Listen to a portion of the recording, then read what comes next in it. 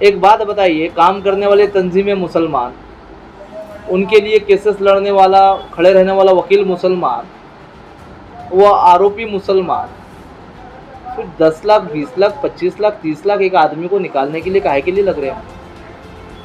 इसका जवाब हमको बहुत बड़ा सवाल है ये। हमारे लोगों से पूछना होगा।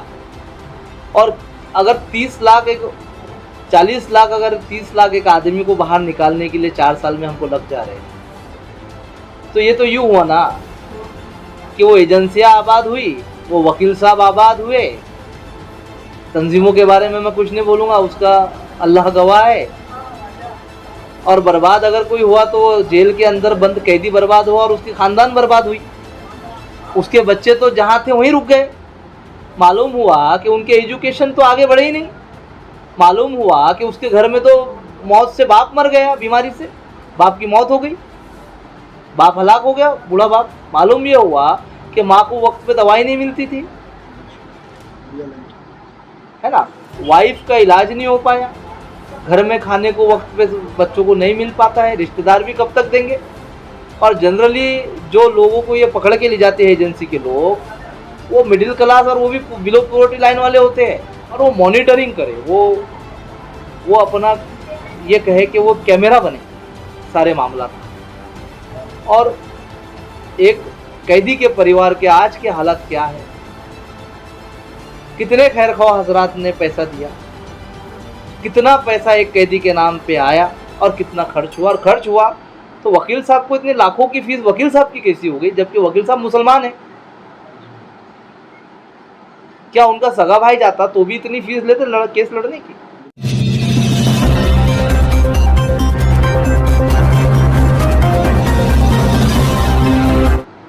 नौजवान अरेस्ट होता है किसी इलाके से, यूएपी एक्ट के मामला में ख़ास तौर पे लंबा ट्रायल चलता है।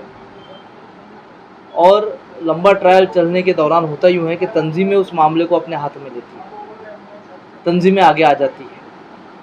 बहुत अच्छी बात है, मोस्ट वेलकम, तंजीमों ने आगे आना चाहिए। लेकिन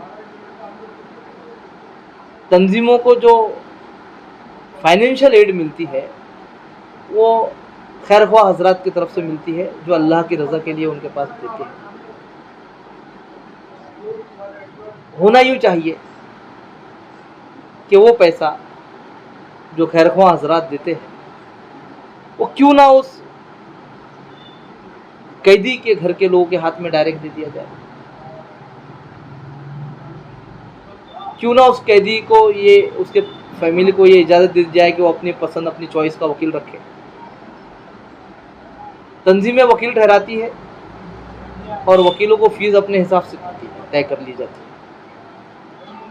और एक बहुत लंबा बिल बन जाता है। एक बात बताइए, काम करने वाले तंजीमें मुसलमान, उनके लिए केसेस लड़ने वाला, खड़े रहने वाला वकील मुसलमान, वो आरोपी मुसलमान, फिर 10 लाख, 20 लाख, 25 लाख, 30 लाख एक आदमी को निकालने के लिए काहे के लिए लग रहे हैं? इसका जवाब हमको बहुत बड़ा सवाल है ये। हमारे लोगों से पूछना होगा। और अगर 30 लाख एक 40 लाख, अगर 30 लाख एक आदमी को बाहर निकालने के लिए 4 साल में हमको लग जा रहे हैं, तो ये तो यूँ हुआ ना कि वो एजेंसियां आबाद हुई, वो वकील साहब आबाद हुए। तंजीमों के बारे में मैं कुछ नहीं बोलूँगा, उसका अल्लाह गवाह है। और बर्बाद अगर कोई हुआ तो जेल के अंदर बंद कैदी बर्बाद हुआ और उसकी ख़ानदान बर्बाद हुई। उसके बच्चे तो जहाँ थे वहीं रुक गए। मालूम हुआ कि उनके एजुकेशन तो आगे बढ़े ही नहीं। मालूम हुआ कि उसके घर में तो मौत से बाप मर गया, बीमारी से बाप की मौत हो गई, बाप हलाक हो गया, बूढ़ा बाप। मालूम ये हुआ कि माँ को वक्त पे दवाई नहीं मिलती थी, है ना, वाइफ का इलाज नहीं हो पाया, घर में खाने को वक्त पे बच्चों को नहीं मिल पाता है, रिश्तेदार भी कब तक देंगे। और जनरली जो लोगों को ये पकड़ के ले जाते हैं एजेंसी के लोग, वो मिडिल क्लास और वो भी बिलो पॉवर्टी लाइन वाले होते हैं। बहुत ज़्यादा अरबपति, करोड़पतियों को ये जेल में नहीं रखते, उनसे तो ले दे के मुकला कर देते हैं ये, और ईंधन बनाते हैं गरीबों को। तो ये जो हमारे तरफ से हम, जो हमारी जो गलतियां है, कुछ हम एजेंसियों पे तो इल्ज़ाम लगा देंगे, सरकारों को तो इल्ज़ाम लगा देंगे, कटघरे में खड़े कर देंगे, लेकिन हम अपने आप को कहाँ देखते हैं? क्या हमारी जिम्मेदारी नहीं है? यानी ये ऐसा हुआ कि घर किसी का गिरा और काम किसी को मिला, तो ऐसा नहीं होना चाहिए। किसी का घर अगर गिरा है तो उसको बनाने के लिए 10 हाथ आगे आना चाहिए, उसको रीस्टेब्लिश, रिकंस्ट्रक्ट, रीबिल्ड करने के लिए 10 हाथ आगे आना चाहिए। और उसके बाद जो कुछ भी कार्य खैर हम उन परिवार के साथ, उस फैमिली के साथ कर सकते हैं, वो हमने और हमारी तंजीमों ने करना चाहिए। लेकिन हो रहा है इसके बरक्स, चाहे इसके लिए मुझ पे 10 उंगलियां क्यों ना उठे, मैं ये बात तो बोलूँगा। जो सच्चाई है वो सच्चाई। एक लास्ट क्वेश्चन था, माइंड में भी आया था, थोड़ा निकल गया ध्यान से।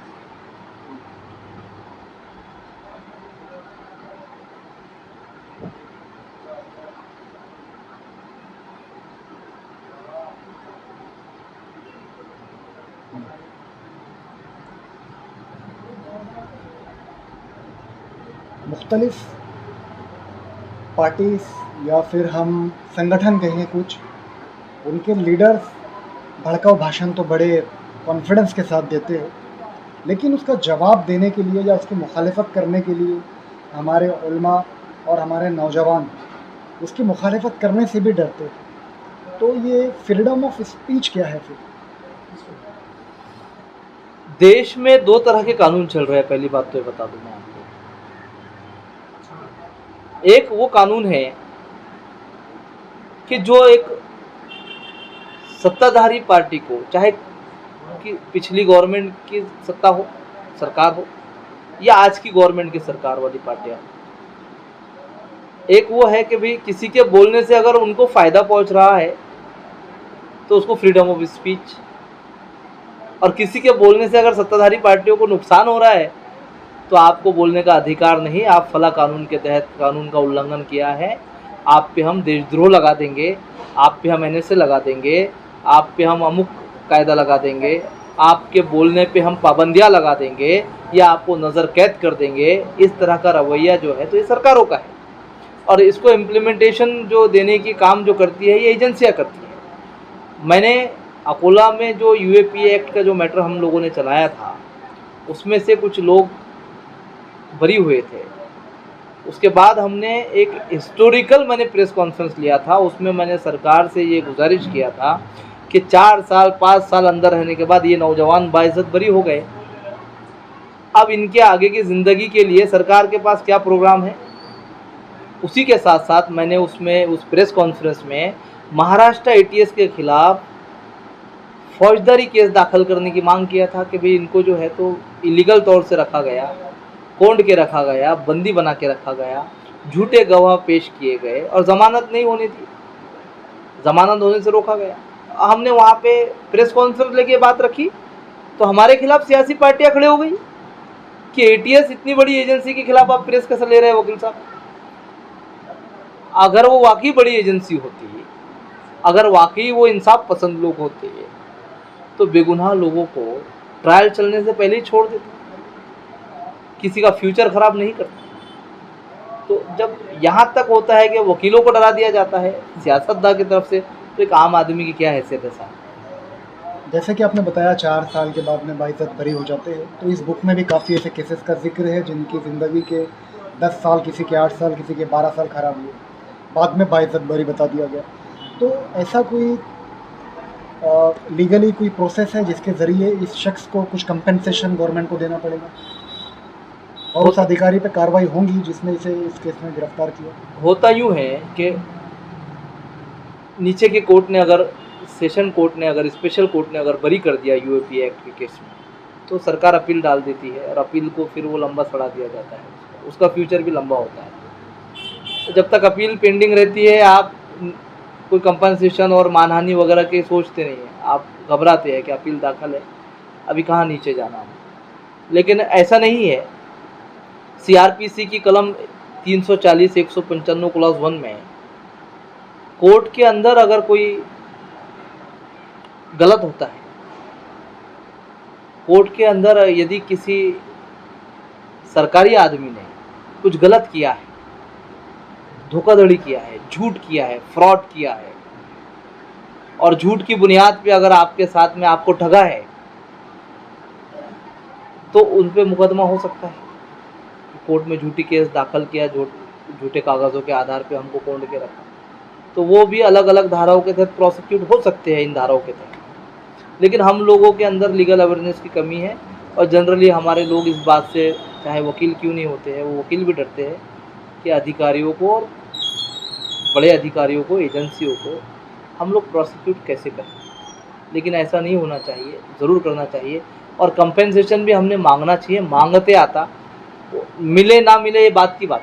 जितने भी इसमें केसेस का जिक्र है, ये लोगों ने अभी तक किसी कंपनसेशन भी नहीं मांगा है गवर्नमेंट से, और साथ साथ किसी अधिकारी के खिलाफ में कोई केस भी फाइल नहीं किया है कोर्ट में।